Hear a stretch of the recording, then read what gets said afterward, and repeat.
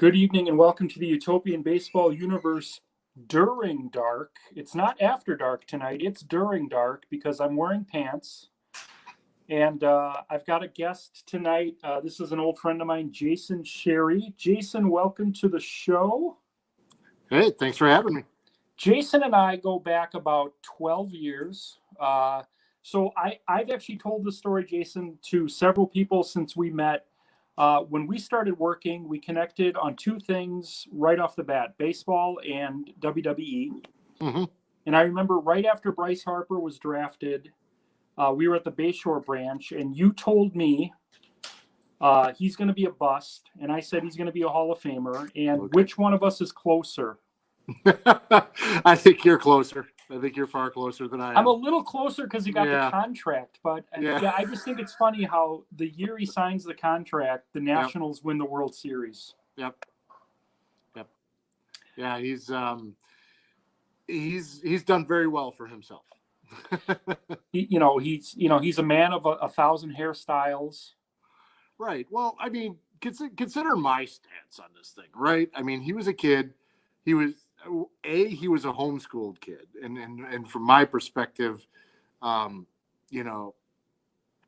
was a homeschooled kid. There's all this, religious talk about him coming out. He was going right into the big leagues, like out of high school. He was kind of like the next big thing kind of deal. And I think, early in his career, he showed a lot of that immaturity just in terms of how he played, but he turned out to be really good. And my concern, especially when I first saw him play, was he had that big looping swing, which reminded me of like Jeff Jenkins. Jeff Jenkins was another one with a big looping swing. And at some point, that quickness just goes. It's just gone. Like you lose it. So, but he's done very well for himself. That's for sure. And I'll be honest, when I made my prediction, I thought, because I think he was like 17, maybe 16, 17 years old. Yeah, he was right in that wheelhouse, yeah. And he was on the cover of SI, and he was a catcher. Yeah. And I'm thinking, okay, this guy's hitting balls 500 feet. He's 16 years old. He's a catcher. I thought he was going to be a Hall of Fame catcher.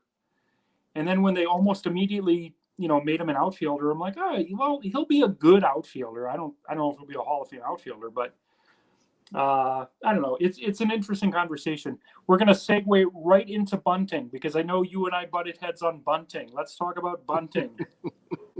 Jason, what is your stance on bunting?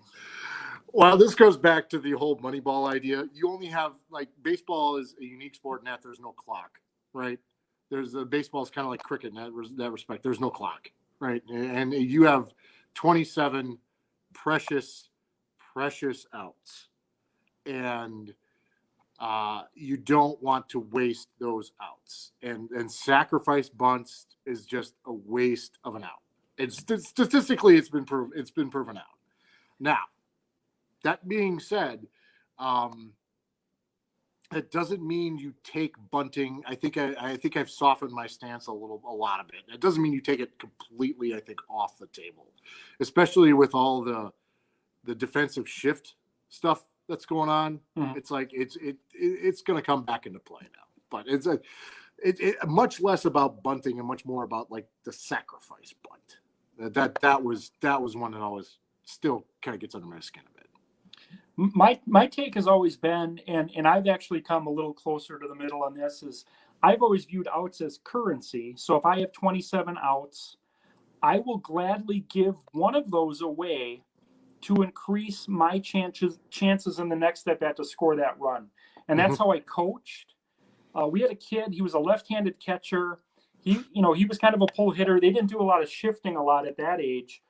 But one team was kind of smart on it. I don't know, where they're getting like footage of the kid because there was none of that. But I noticed the third baseman was basically playing kind of almost where the shortstop would be. Yep. And I just pulled him in and I said, look, you're 12, so you're not getting laid tonight. Just slap one to the left side. It's a double. Yep. And he kind of looked at me like he was upset, and I tried to again remind him of his age, and he didn't do it that night. But the next game, in a similar situation, he kind of looked back at me like, okay, I think I know what I need to do here. Mm-hmm. And he kind of adjusted his swing. He slapped the other way. He actually got a triple out of it. And then he was telling me, like, listen to Coach Seeds. They called me Seeds because I always had the dill pickle seeds with me. But I know that the argument is, it's not as easy as it sounds, and this and that. But Ted Williams was the first player in Major League Baseball they shifted on. Yep. And he was like, I don't care. I'll beat the shift. And the guy ended up hitting, 343 for his career. But the average batting average right now in 2021 is like 227. Like Major League Baseball has collectively become Dave Kingman. Yeah. 32%. I'm not even exaggerating this. 32% of all at bats are 3 true outcomes: home run, strikeout, walk. Yep. And I don't like it. Like, I'm with you. I was a fan of Rob Deere and Gorman Thomas growing up because they were unique. It was something different. But like the whole league is that player right now. I want to see the ball in play. I want to see triples. I want to see sacrifices. I want to see stolen bases. I want to see hit and runs. What I'm seeing right now resembles softball. I would agree. And I would say that's interesting because I've read some things about batting and how they're teaching batting now. So they always say about staying on the inside of the plate. And, there was, I don't know if you know this, there's a lot of controversy about Bonds and that elbow brace of his. I mean, there were a couple articles that are out there, and I don't know if it's ever been proven true. So it might just be internet garbage, but about how that particular elbow pad was configured to lock his arm and keep him on the inner half of the plate when he pulled through. So that's why Bonds was just hot garbage in batting practice, because he had no reason to wear that thing. So He never, like Prince Fielder was legendary in his batting practice. Like he would just put on a show and just start spraying the ball everywhere. Like Nomar Garciaparra was the same way before his wrist injury. But Bonds was never that way because he never had reason to wear this thing to lock his arm into place. So they've taught batters to kind of stay compact and stay in and stay on the inner half of the plate, crowd the plate so you can protect the corner. And, gone are the days of like the Rod Carews of the world or Tony Gwynn's of the world, like guys who knew the strike zone, could put, the bat on the ball and at least get on base that way. I mean, like, I think Moneyball has gone to such an extreme where it's like, okay, pitcher, get it over the plate. If you don't get it over the plate, I'm just going to take my base. And there are more than one ways to get on base other than taking a walk. It's about knowing the strike zone. So you look at even like your best hitters, like just look at best hitters and best average, right? Your best hitters of all time have a high on base percentage and didn't necessarily walk all that much. So if you can get on base by a hit or by a walk, more power to you. You can do it. You just have to have a good knowledge of the strike zone, and they don't teach that anymore. Like, how many times do you really see like those real, like outside of like playoff baseball, right? Do you see like those 13, 14 pitch at bats where guys are like, that's close to the strike zone, so I'm just going to nick this thing and I'm going to curve this thing out of bounds, right? They're just defending at the plate, just defending at the plate, just defending at the plate. And then they either draw a walk or they get something they can put the bat on, right? You don't see that anymore. And it's really disappointing. And then going towards what you're saying about like hit and runs, like speed on the base path is gone. It really is. It's just gone. And I hate it because to me, if you're in baseball, like baseball's so much about that psychological game, particularly when you got a runner on base, like what's that kid who was on the Reds? I think he's on the White Sox right now and having a bit of a renaissance. Is Hamilton? I think Billy Hamilton. Hamilton, yeah. Yeah, really fast guy. I mean, that guy gets on base. I mean, Moneyball says don't steal bases. It's not worth it. Well, it was worth it to Ricky Henderson.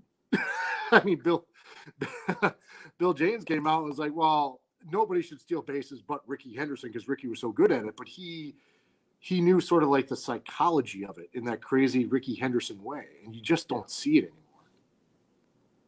Yeah, it's weird. Like I think the biggest difference for me between the baseball I grew up with in the '80s and now is, like you said, just the quality of that bat. You had guys like Carew, Brett, Gwynn, Yount, Mattingly, Molitor. Balls, Molitor was Molitor. really good. Guy Molitor had as a batter, Molitor had a great command of the strike zone. Molitor and Yount had great commands of the strike zone. Yeah, because they knew what they were looking for, and if Yeah. they didn't get it, they had the ability to just foul off 6, 7, 8, 10 pitches, Mm-hmm. and then the one mistake the pitcher makes, they calculated on it, and that's, I think, what's missing from baseball right now. 100%. I 100% agree. Absolutely. My guest is Jason Sherry. Jason and I, like I said, go way back. Jason's going to stick around. We're going to get to the Utopian scores here now, and then Jason's going to stick around, but we're going to bring him back, and we're going to talk wrestling. We're going to talk weight loss. Does that sound good, Jason? Sounds great. All right, we're going to start out in the East tonight, as we always do. As you saw earlier on Xbox, the Blue Jays beat the Phillies tonight 4-1. 4 solo homers in this game. Willard Brown, Negro League Hall of Famer, center fielder for the Blue Jays, Kevin Biggio, Pat Borders, Josh Donaldson all hit solo homers as the Blue Jays extend their lead to 2 games over the Phillies in the East. Dave Stieb was brilliant again, 8 innings, 8 strikeouts, improves to 8-4. He's top 5 in the universe in ERA. Jason Sherry's Red Sox were winners tonight at Fenway, 7-6. Louis Tion, 7 innings, 8 strikeouts. Oh, there's a name. Yeah. Dustin Pedroia, 2 doubles and 3 RBIs. Mo Vaughn hit a 6th homer for the Red Sox. Tion improves to 5-6. Zach Wheeler for the Expos is 5-7. The Orioles all over the Yankees tonight, 10-1. Mike Mussina, 6 scoreless, 3 strikeouts. Cal Ripken, 3 hits, 2 runs scored. Brooks Robinson hit his 8th homer for the Orioles. And at Citi Field tonight, the Nationals were winners 6-3. Nats scoring 4 runs in the 6th. Victor Robles, 3 for 4, 3 RBIs. Daniel Murphy, 2 doubles and a run scored as the Nationals take their 2nd straight from the Mets. Let's go out north. The White Sox were winners in Pittsburgh tonight, 4-2. Harold Baines, 3-run double in the 1st inning, pretty much set the stage. Big Ed Walsh, 5 scoreless, 3 strikeouts, 3 hits allowed. Walsh is 7-4. Doug Drabek takes the loss. He's 5-5. Cubs are winners today in Detroit, 6-5. This was an earlier game we talked about. Cecil Fielder hit 2 homers. Cubs almost gave this one away. They were up 6-0 after 3. But hold on, 6-5. Mark Pryor, his 4th win. Mark Fidrich takes his 9th loss for the Tigers. Also earlier today, the Twins beat the Reds 8-0. Bert Blyleven, 7 scoreless. Harmon Killebrew had 5 RBIs in this game, including his 7th homer. Kirby Puckett hit his 6th. Bullet Joe Rogan takes the loss for the Reds. He's 6-5. And in a amazing game tonight at Miller Park, the Brewers winners over the Indians tonight, 2-1. Brewers scored 2 in the 9th. So Doug Jones, former closer for the Indians and the Brewers, came in to seal the deal for the Indians, gives up a pinch hit RBI single to Ryan Braun to tie it. And then, of all people, Jim Gander with a walk-off RBI single to give the Brewers their 2nd straight win over the hot Cleveland Indians. Came into tonight winners of 8 of 9. John Axford, the winner, he's 3-1. Doug Jones takes the loss. He's 1-3. In the South tonight, the Rangers beat the Marlins 3-2 in 12. Ian Kinsler, go-ahead RBI double in the 12th. Giancarlo Stanton had a double and homer for the Marlins. That's going to be our Xbox game tomorrow, about probably 11 o'clock tomorrow. We're going to do that early. Rangers and Marlins tomorrow. The Rays beat the Astros tonight 2-1. Astros scored in the 8th. Rays answer with 2 in the bottom of the inning. Evan Longoria with a go-ahead RBI single in that inning. Chris Archer, the winner, he's 7-5. Lance McCullers takes the loss. He's 5-5. In 11 innings tonight, the Braves beat the Royals 5-4. Ronald Acuna Jr. ends the game with an RBI single in the 11th. Freddie Freeman with a double and a homer, his 11th. Rick Camp, the winner for the Braves, he's 3-2. Jesse Hahn takes the loss. He's 1-3. And on NBC earlier today, our game of the week with Vin Scully and Joe Garagiola, the Cardinals beat the Durham Bulls 3-2.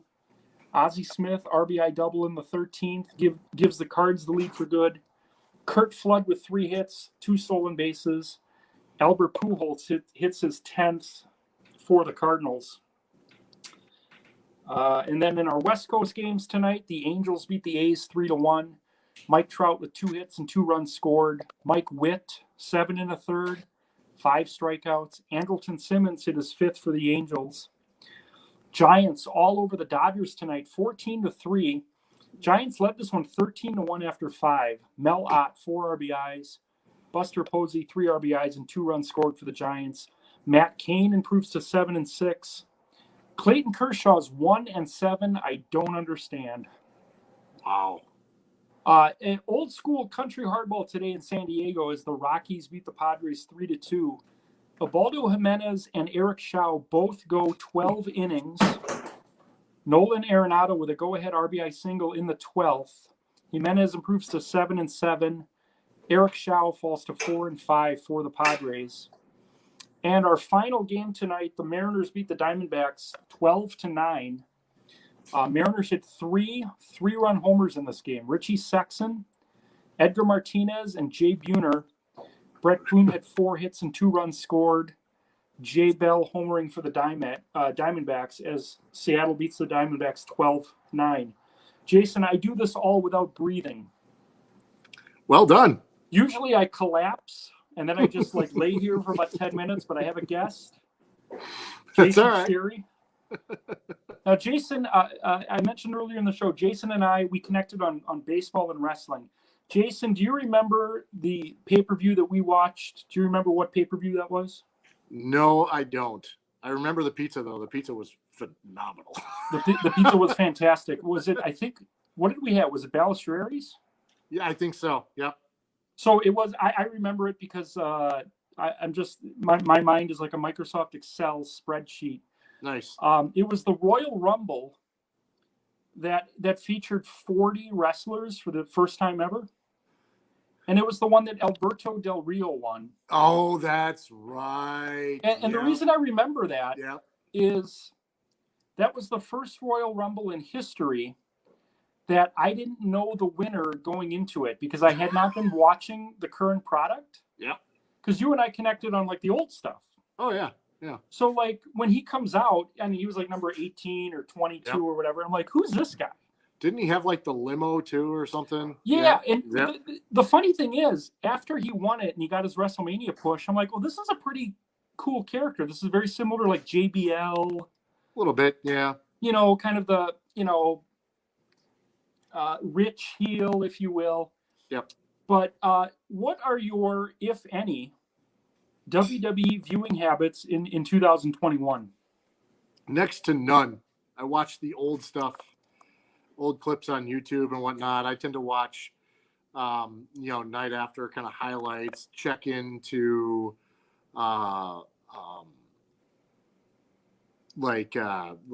various blog posts, that kind of stuff. I don't get really, there's just nobody to me that's really that compelling. I haven't found anybody that's good, on the face or the heel side that really kind of does it for me. I mean, I think quite honestly, I think the women's division, maybe 2016 to 2018 was probably carrying the WWE. I mean, you had Charlotte Flair, you had Sasha Banks, Becky Lynch came in and kind of did her thing. And then they got the bump with Ronda Rousey, who should never be given a microphone as far as I'm concerned. She was bad. She was terrible promo cutter. But, got fans, got people in the seats, right? And it was not the, what I would call the Alundra Blaze quality of wrestling. Rock and roll. Yeah, right. Or even the the Trish Stratus era, the Trish and Lita and whatnot, where pull off kind of a few moves. I mean, they had real work. You know, they were doing real good stuff. You know, the Roman Reigns push never sat well. Like the Shield stuff never really sat well. It always, you know, I don't mean to mix politics and sports, but that stuff always felt very, I don't know, militia to me, the way it kind of was, and it just was kind of off-putting to me. And I haven't. And then of course, like AEW sprouted up, and so you got Chris Jericho doing his thing over there, and Cody Rhodes doing his thing and whatnot, and then that's all fine and dandy, but the characters seem so milquetoast. You can kind of swap them in and out. Nobody really does it for me anymore. So my comparison is I think Vince McMahon is Al Davis. Yes. I think he's out of touch, and I think he's stubborn, and he's going to have his grasp on it till he dies. And if you look at what Triple H is doing in NXT, that is probably, in my opinion, the best product out there because it's all him. Like Triple H runs NXT, and the lead booker in NXT is Shawn Michaels. Yeah. So those, like, DX is running NXT, and NXT is the best product out there right now. Right.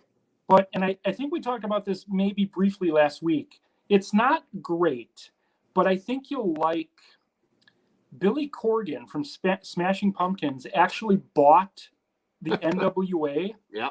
Mm-hmm. And they do a old school studio show from Atlanta. And it just stinks of like 1986. Got like the foam core background, and I mean, they have like terrible announcers. Like their top heel was the guy Damian Sandow. Remember him? Yep. They turned him into like a karate expert, but he was terrible at it. Yeah. But then his tag team partner passed away, so then they turned him face. Yep. But check it out. It's like, I don't know, $4.99 a month on Fight TV. It's Billy Corgan, though. I mean, but he's not such a tool. He's not like Vince, where I don't even think he's on camera ever. Okay. He just owns it. He just writes checks. All right. You just check it out. Check it out. Maybe I don't know. I hate his band. I hate his views. I just don't like Billy Corgan. Well, I just don't. Giving him any amount of a revenue stream, like I don't want to. I like Bullet with Butterfly Wings sounds like great as a Smashing Pumpkins. Like the only Smashing Pumpkins song is like tolerable to me, and I like if it comes up like on like my YouTube random playlist, like I skip it. I'm like, no, you are not getting a view from me. Like I just do not like Billy Corgan. All right, fair enough. No, it's fine. I could, you know, for $5, why not dip your toe in the water, see what it is. Here's what I would say, because I don't subscribe every month. What I do is it used to be free on YouTube, and then they went to Fight. I subscribed for 2 months. I got caught up in like 40 episodes, and now I'm off of it. Yeah. But in like 3 months, I'm gonna scratch the itch again, get caught up on it. But I can't get into AEW. Raw is garbage. SmackDown is garbage. Although I have to admit, the best incarnation of Roman Reigns they've done in 9 years is this current one. Yep, that's like true. They finally figured it out. Yeah, it's just too late. It's like there's, how like there used to be, like wrestlers would go away for a while, and like I know like Reigns had his like leukemia thing. I think that's what it was. Was it leukemia or non-Hodgkin's? I think it was leukemia. And like he went away with like leukemia, and then he came back. And there was kind of like a bit of a face pop there, but then like he was still kind of like in that they're trying to push him as like that face or whatnot. He just done much better as a heel, and that's my problem with like the WWE. So like in the 80s, there was, it was Hulk Hogan and like the Heenan stable, right? That's what it was. So like Hogan was only as good as like how awful Bobby Heenan was, or Andre the Giant, or Paul Orndorff, and that kind of stuff. And then when you looked at like the mid-card stuff, you had like Honky Tonk Man, Ravishing Rick Rude, like these guys, like you just, like I would tune in to those stupid squash matches on like Superstars on Sunday morning to like just for the hope that, Iron Mike Sharp you know, the guy who would give himself a pat on the back would be able to get one over on Rick Rude, and it would never happen. Right? It just never happened. And to hear Jimmy Hart with the megaphone and whatnot, and just like I hope somebody gives it to that guy. And in like, of course, the NWA, you had the Horsemen, right? I mean, it was all Ric Flair, and Ric Flair would get beat within an inch of his life, but somehow cheat and win. And you just be like, what the hell? Like, this guy talks about how he's the man, you know, and to be the man, woo, you got to beat the man. And like, he's just always getting his butt kicked, and Dusty could never win. And there was Jim Cornette and the Midnight Express. And like, you'd always hope that, like, you know, the Rock and Roll Express and Midnight Express were on that day. And, you know, I guess so. Like, you only love your faces as much as you hate your villains, and you really gotta hate them. And I'm not feeling like, it seems like every, like, what was his name, like Braun Strowman, like he was supposed to be like this monster heel, or even Brock, like a monster heel. Problem with Brock Lesnar was he could never pick up a microphone. Yeah. Like all of Brock's heat was outside of the ring. It was all, he's only in it to catch a paycheck when he can't catch an MMA fight. You know, yeah, that was Brock's heat. Brock's heat was all with the smart fans, right? But I don't know. I just, like, there just doesn't seem that really compelling heel. And like, I feel like Roman Reigns needs to like fake an injury or a quad injury, go away for like 18 months, and then let somebody like Daniel Bryan like win the WWE championship at WrestleMania, and then Roman Reigns comes to the crowd and just clocks him with like the ring bell or something, you know, like old school, just bang. So Daniel Bryan has his moment for about 10 seconds, and before he's left with a bloody heap, and that's the end of WrestleMania. Like, that would start a year-long feud that would be epic. I think that it's been about 7 years since I've really enjoyed WWE. I think right around the time like Daniel Bryan went over Orton and Batista at WrestleMania. Yeah, I think the issue that they're having right now is that all wrestlers, whether they're, you know, quote, good guys or bad guys, they all want to try to be cool instead of just being like a villain or a traditional baby face. So like it's such a gray area right now that everyone's just trying to be like, you know, Twitter famous, and they're all on TikTok. Like it's just a weird time for wrestling. Did you, by the way, ever get into the network when it launched in 14? the WWE Network. That was Yeah. what, only $9.99 or whatever. They did that repeated promo. No, I didn't get into it because I heard at the time that it was like they didn't have a lot of the back catalog loaded, and that's really kind of what I was really interested in, was a lot of that stuff. And then just never got around to it. And my wife and I, we only have one TV. So like, I always have to fight for TV time. And like, she's like, I don't want to watch this. Like, I can't remember what I was watching the other day, but she's like, I'm going to go work out. Like, I would rather put myself through an hour of misery than watch what you're watching. I can't remember what it was. So when they first launched it, I was a little bit skeptical because I thought it was going to be a cable channel. But then when I found out it was pretty much all kind of a la carte, I was like, oh, maybe this is better because you can pick and choose. But it took them about 2 years to upload all the good stuff, like Saturday Night's Main Event and Wrestling Challenge was just added like 6 months ago. But now, like, the network is pretty much gone. They actually were bought out by NBC. NBC bought the network.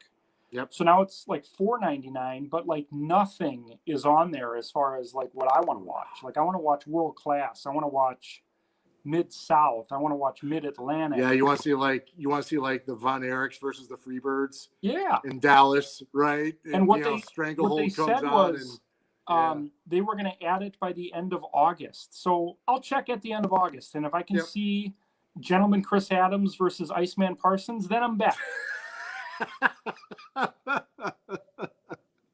I tell you what, like, I know he's had his problems, but like there was Jake the Snake Roberts, and he was always, you know, like that guy. It didn't, like, he could have been like Jake the Cream Puff Roberts, right? And it wouldn't have mattered.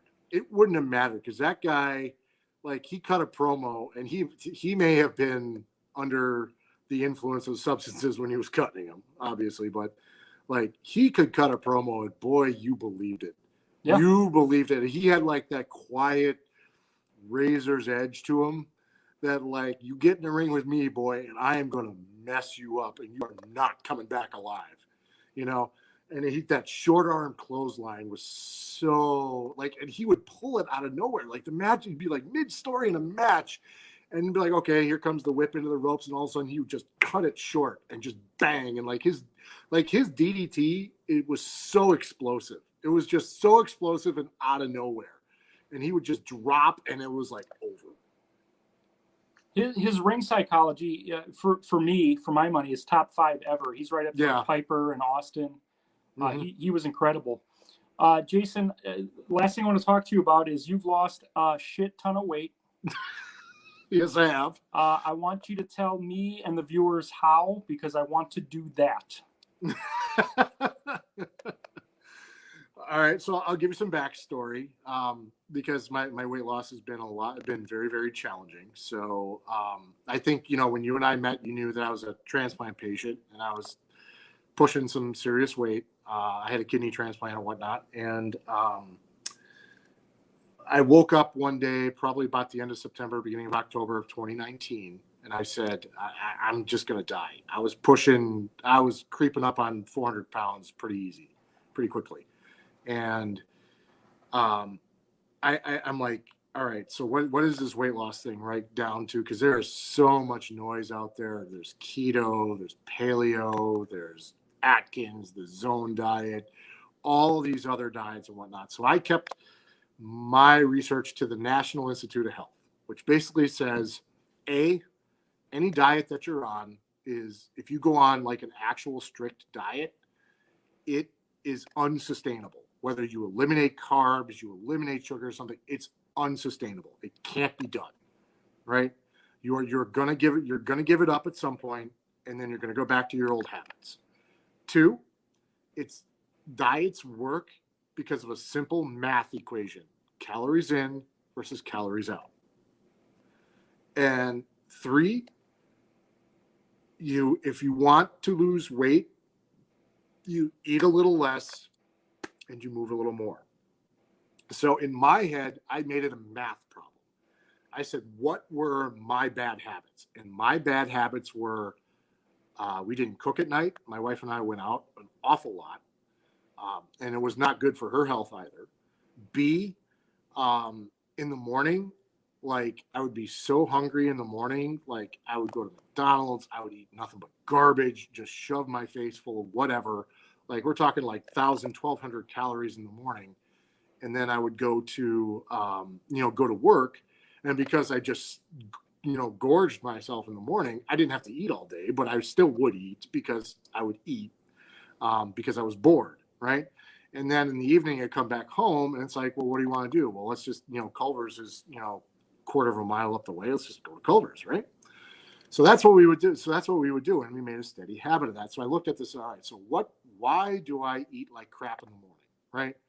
And it came down to pure laziness. So I read a book called Immunity to Change, which is getting to the real reason why you don't want to change. And I'm like, well, I thought to myself, well, if I go on a diet, if I do this, I'm gonna have to give up all the foods that I love. I'm gonna have to give up the things that I really enjoy, because I really do enjoy to eat.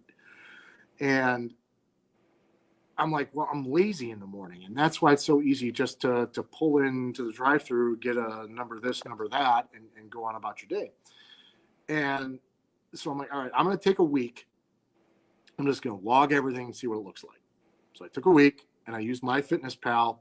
I logged my food. That was my first step. And I didn't buy the premium. I just used the free. I logged my food, looked at my calorie intake.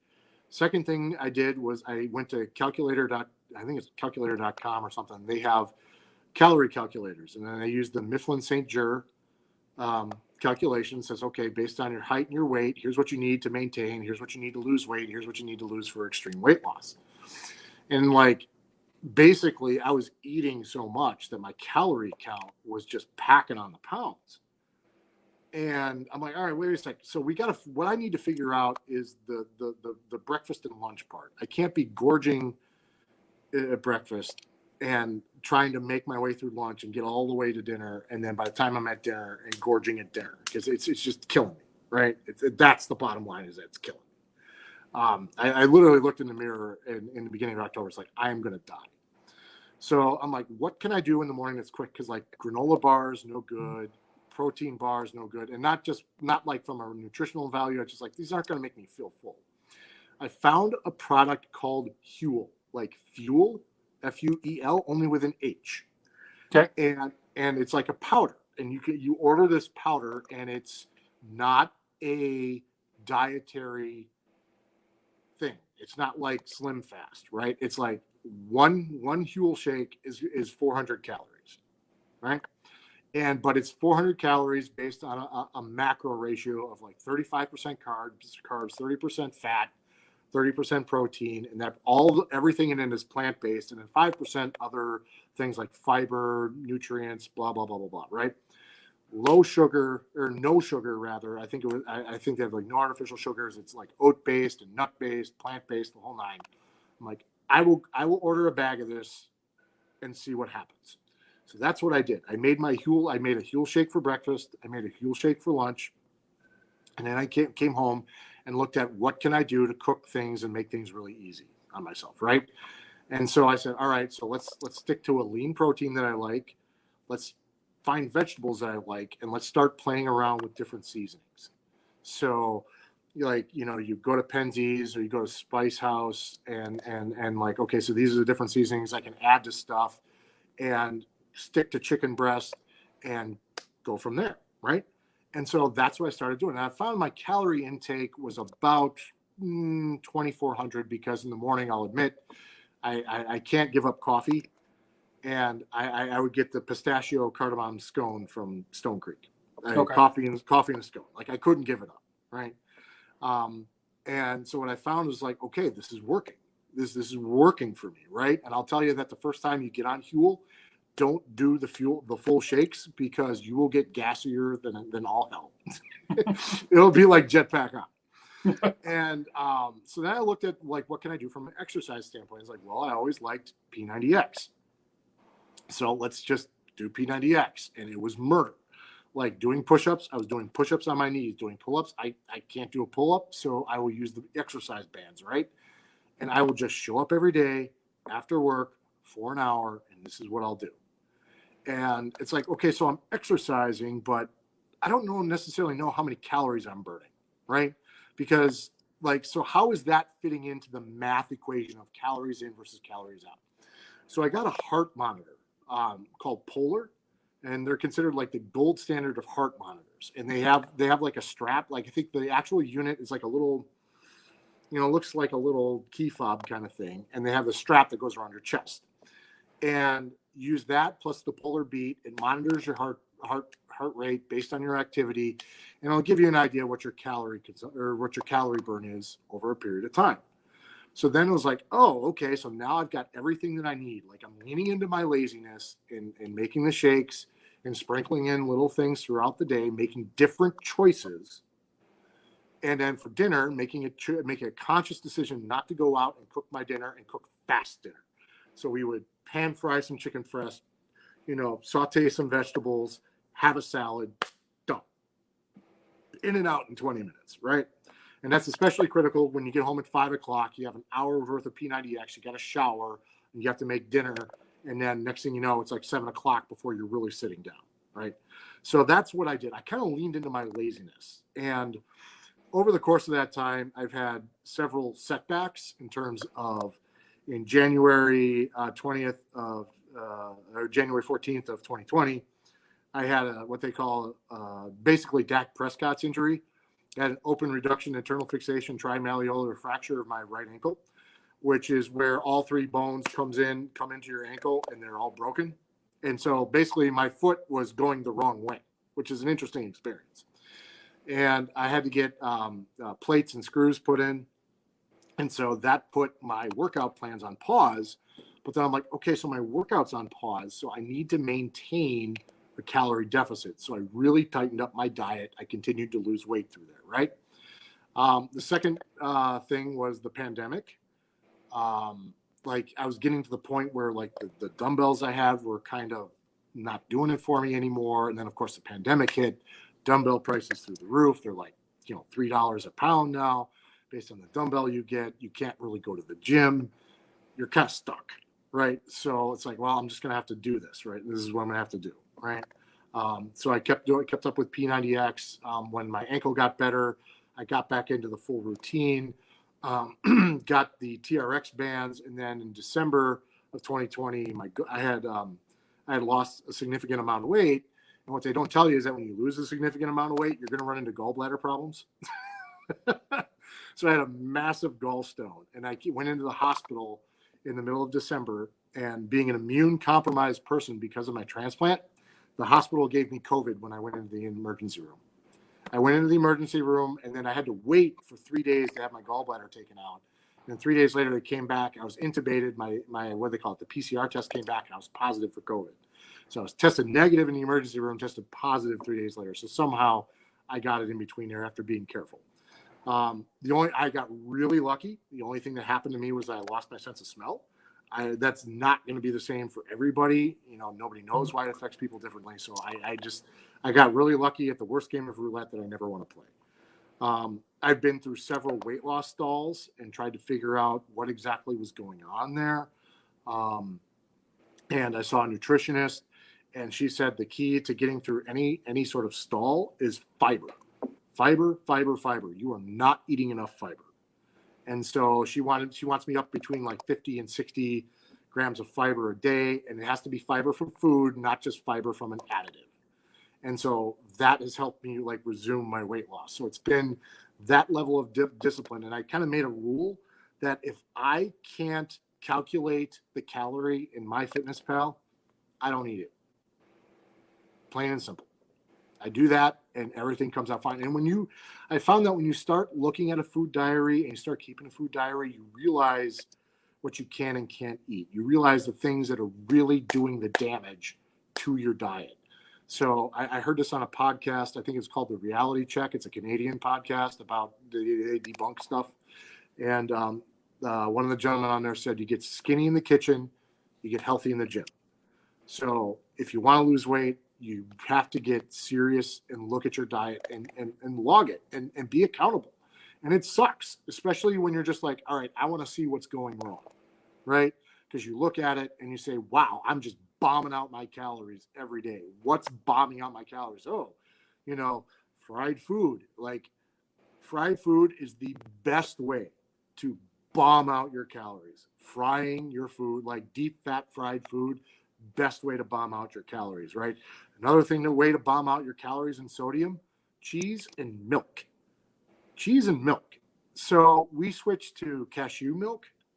And I'll tell you what, I don't miss milk. And I limit my cheese consumption. So it's all about having that discipline, taking a look at it and attack it. For me, at least, it was attacking it like it was a math problem. And, going at things that way has been really beneficial. I dropped 120 pounds and I haven't felt better. It's been great. I don't think I was this skinny when I met my wife. So, and I just went and I had to pick up a new belt today. I picked up a new belt and I tried jeans on. I got into a size 38-inch jeans today at Duluth Trading Company. Now, granted, they were a relaxed fit, but I broke the 40 barrier, officially. And that kind of makes me happy. I'm proud of you, man. When you friended me a couple weeks back and I saw your progression, I'm like, I'm being catfished here, man. What's going on? Well, that's cool. Like I'm gonna totally rewatch this later, and I'm just feverishly take notes because, like I said, when I moved back to Wisconsin in 2017, I was 291. Yep. And within 18 months, I was down to 202, and we'll just say I'm closer to 291 than I am 202. But I'm, all the habits are still there. It's just I went from unloading a truck 5 days a week to just watching someone eat chips for a living. So I need to make some changes myself. So I actually I worked full time as a caregiver, but I applied for a 5 a.m. to 8 a.m. unloading job, and I have an interview Monday. So hopefully Cool. because when I was working at Target, my diet really didn't change that much. Yeah, I mean, yeah, I went from like, going to Buffalo Wild Wings and eating 20 wings to 6, or a whole pizza to like a slice. But I was still drinking Pepsi, still eating chips and all that. But I was burning mad calories trying to keep up with the 26-year-olds that were doing the same thing I was doing. So Yep. Right. that's all I need to do. Jason, you're going to come back on the show at some point. I had a lot of fun tonight. No, absolutely. It's been great to catch up. And I tell you, man, just don't try to make big changes. Make small changes. It's a journey. This whole thing was a journey. Make small changes. Find little things you can cut to make your things better. Like it was just walk, like a walk for 30 minutes a day if you can afford it, or just little things like that. And the little things turn into big things. That would be the best advice I got for you. A good friend of mine who is a regular actually on this show, his name is Mitch. I watch his show every Monday or every morning at 7:30, and his big thing is just try to improve by 1% every day. Yeah. Like, don't try to accomplish everything overnight. Just, a little bit of change, and then at some point you wake up and it's like, oh, look, we got some things done. Yep. All right, man. Well, you and I were going to get a Brewer game or a Chinooks game at some point this summer. Yes? No? Oh, I tell you what, I'd love a Chinooks game. That to me, and I'm not gonna wax poetically about it, but that to me has a little bit more of the baseball feel to it than anything. Like, not that I hate the Brewers, not that I hate professional baseballs or whatnot, but like just the atmosphere, just kind of how close it is. You know what I mean? Yeah. Just how close that atmosphere is, and you can. There's just something about it that I really enjoy, and it's a spectacular venue. Have you ever been to a Sheboygan A's game? No. So they were a team that I followed because I worked in Sheboygan and Kohler. That was how I ended my banking career, was in Sheboygan. They actually have a summer league, wooden bat league. They play, I want to say, 25, 30 home games, but they have double headers like every weekend. Mm-hmm. I tell you what, if you want to pick me up on July 11th, I'll pay for it. We'll see a double header. They're 7-inning games, But let me know. I'm putting you on the spot on live television right now. But... No, I'll take you up on that. Believe me, I will. But that's I think July 11th. I think that's when we're going. There's some sort of exhibit at the Oshkosh Museum. Oh, okay. That my wife wants to go to, and I'm, post pandemic, I'm kind of like, we have, because I'm an adult, we have to schedule play dates out a month in advance. Sure. Sure. But we'll definitely get together and chit chat and whatnot and catch up and all that good stuff. And, yeah, I'll throw some more dates at you. We got to do something, even if it's just watching a shitty pay-per-view at some point. And... Oh yeah, just hate watching it, right? One other thing I want to let you know about the diet deal is that I also didn't deprive myself. So usually about once every 30 days, like they call it the cheat day or whatever. Sure.